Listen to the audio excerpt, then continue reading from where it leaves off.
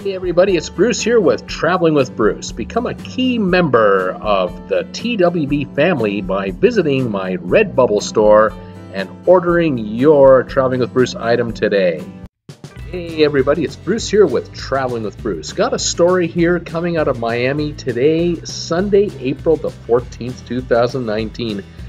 Look at these folks standing in line to board the Carnival Magic cruise ship at the Carnival Passenger Terminal. What a mess this was. People were waiting up to 6 hours today to get on board the ship. They had no idea why they couldn't get on the ship on time.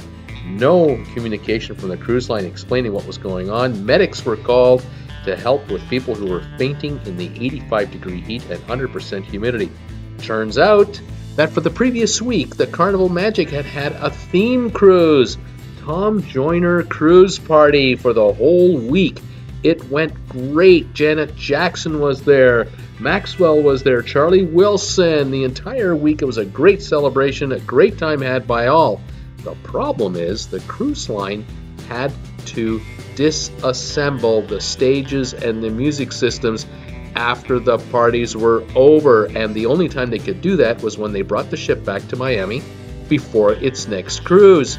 The issue here, of course, is people were lined up from 11 in the morning until 3 and 4 in the afternoon to get on this ship, while crews were frantically disassembling everything on board. The passengers didn't know a thing. It's not the way to do business. This is the problem with cruise lines trying to get too much in too fast, and passengers were made to suffer in the heat today.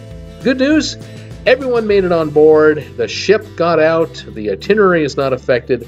Hopefully Carnival will offer a bit of a refund or a credit to these people. They deserve at least an apology, and we'll see what happens. Join me Monday to Friday, 5 o'clock Eastern, Saturdays at 2 Eastern. We talk cruise ships 6 days a week. Subscribe today, and we'll talk to you later, everybody.